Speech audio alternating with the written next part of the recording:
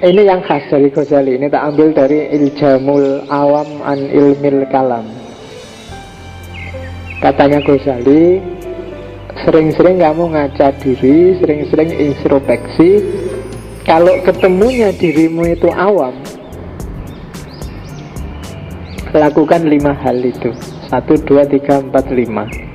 Awam itu berarti bukan bidangku, bukan wilayahku, bukan. Nah itu berarti kamu awam.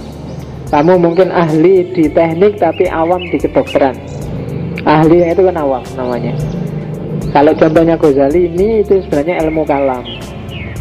Jadi tidak harus semua orang ngerti filsafat, tidak harus semua orang ngerti ilmu kalam, tidak harus semua orang ngerti kedokteran, tidak harus semua orang ahli matematika. Jadi dibandingkan gimana caranya jadi profesional, kalau Ghazali malah ngajar gimana caranya jadi awam. Itu kan antitesisnya Barat. Barat itu selama ini mendengung-dengungkan kamu harus profesional. Tapi kalau Ghazali, ayo jadi orang awam yang baik. Itu nggak sembarangan. Jadi awam pun harus belajar. Kenapa banyak chaos hari ini? Karena orang awamnya nggak sadar kalau dia awam. Setiap orang komentar tentang politik kah, tentang kesehatan kah, tentang kamu ngomong aja semuanya. Nggak ngerti batasmu. Itu malah bikin chaos. Kalau Ghazali teorinya kebalikannya. Ayo sadar kapan kita jadi awam. Ya meskipun kalau kamu merasa dirimu, saya nggak awam pak karena saya sarjana. Oh iya berarti hidupkan itu. Tapi bagi yang awam, nah itu 5. Yang pertama taktis. Kalau agama taktis itu menyucikan diri, pasrahkan semua pada Allah. Kalau yang non agama berarti ya sucikan diri, pasrahkan pada ahlinya. Ahlinya yang lebih tahu. Nah, jadi kita nggak usah cawe-cawe. Hari ini kan kamu Jokowi kamu komentari, Prabowo kamu komentari, kasus JIS kamu komentari, apa wae kamu komentari. Semua hal kamu komentari. Ini yang bikin kacau, bikin rusak. Jadi orang dianggap ngerti segalanya. Saya pernah kejebak sekali di wawancara TV, Metro TV nyari yang ngerti filsafat. Terus ada yang rekomendasi aku di wawancara tak. Aku ini wawancara apa toh mas? Anu pak, pokoknya kita cari yang ngerti filsafat. Tak pikir wawancara filsafat. Begitu ngomong wawancara, gimana pendapatnya Pak Faiz tentang Nyai Roro Kidul? Aduh, cari filsafat ujung-ujung takut Nyai Roro Kidul. Live, berarti aku iki piye tak jawab piye, enggak tak jawab piye. Nah, aku ngarang ya iso wae, cuma kan bukan bidangku. Akhirnya terpaksa aku ngomong tentang mitologi, mitologisasi, demitologi dan seterusnya. Nggak ono Nyai Roro Kidul ya, pokoknya mentalitas orang yang memitoskan sesuatu. Contoh yang dimitoskan Nyai Roro Kidul. Daripada aku nggak ngerti terus ngarang-ngarang Nyai Roro Kidul adalah Ciloko. Karena memang bukan ahlinya. Nah kalau mitologi, mitologisasi, demitologi aku ngerti. Jadi aku ngomongnya ke situ, biar yang lain yang jawab Nyai Roro Kidul. Pertanyaan selanjutnya lebih dahsyat. Gimana menurut Pak Faiz tentang Syekh Siti Jenar? Aduh, habisnya Roro Kidul. Sekarang ketemu Syekh Siti Jenar, judeg nah aku ya bukan bidangku. Mbok tadi nyari ahli kejawen apa sopo lah gitu. Pak Herman Sindung apa sopo lah ya.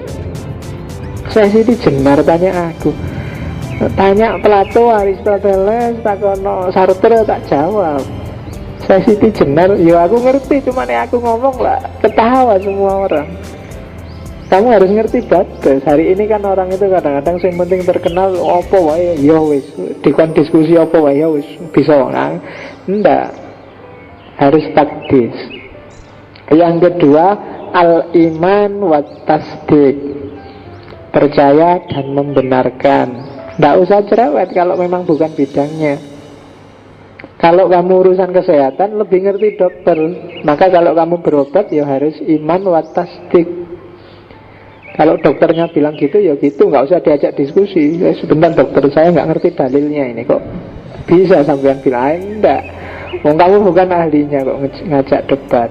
Urusan teknik juga begitu, urusan listrik ya serahkan ahli listrik. Terhadap ahli listrik kita iman wa tasdik. Terus yang ketiga al-i'tiraf bil ajzi, mengakui kelemahan diri. Oh iya ya, aku itu tidak paham ya kalau bidang itu, aku itu tidak ngerti kalau wilayah itu namanya al-i'tiraf bil ajzi, mengakui kelemahan. Jangan sok, jangan kemenyek kalau bahasa Jawa Timurnya. Nggak ngerti ya diakui aja nggak ngerti. Itu al-i'tiraf bil ajzi, akuilah bahwa di bidang itu kamu nggak ngerti, kamu lemah. Kadang-kadang kan ada orang nggak ngerti aja bisa sombong. Aku kalau belajar itu 2 minggu tak kuasai langsung. Oh, ya berarti 2 minggu lagi sekarang ya nggak ngerti apa-apa masih kan. Gitu aja, yang nggak ngerti aja bisa sombong kan. Nggak, harus al-i'tiraf bil ajzi, akuilah kelemahanmu. Dan yang keempat, as-sukut anis soal, jangan cerewet. Nggak ngerti cerewet, nyebeli lagi, pertanyaannya ngawur lagi, nggak mengarah lagi, nggak. Nah, itu awam. Dan yang terakhir, al-imsak, menahan diri. Kalau kalam ya antasaruf fil alfat, nggak usah nafsir sendiri, nggak usah nakwil sendiri, sudah ada ahlinya. Nah ini kalau bagi saya, kenapa tak cuplik dari sini, karena ini teori bagi saya, teori anti profesionalitas, kebalikannya masukannya barat. Gimana caranya jadi awam? Oh, itu penting loh. Mbok anggap kamu tiap hari marah-marah, pemimpin nggak ada yang becus, belajar dulu jadi pemimpin. Sebenarnya kamu juga gitu, rakyat belajar dulu cara jadi rakyat yang baik. Wong kamu juga bukan rakyat yang baik kok ngeritik pemimpin yang tidak baik. Nah itu kan podo wae jan-jane antara yang kritik sama yang dikritik. Latihan jadi awam. Oh itu teori yang khas. Oke, karena kadang-kadang kan orang itu berpikirnya satu kutub yang lain tidak dipikir. Hari ini misalnya contoh, saya lupa baca di mana itu kan tentang obat kuat. Jadi di mana-mana orang selalu ribut gimana ada obat kuat biar kita tahan lama gitu. Ada nggak kira-kira yang mikir obat yang justru menurunkan gairah? Kan banyak orang yang gairahnya meluap-luap, ada yang selingkuh, ada yang sekarang mungkin kalau kamu punya ide baru menjual obat penurun gairah biar nafsunya nggak kegedean misalnya, mungkin laku juga ya. Loh kan nggak bisa kan orang mikir di kutub sebaliknya, selalu mikir obat kuat sekali oles langsung on klinik, kan selalu mikirnya ngono kabeh.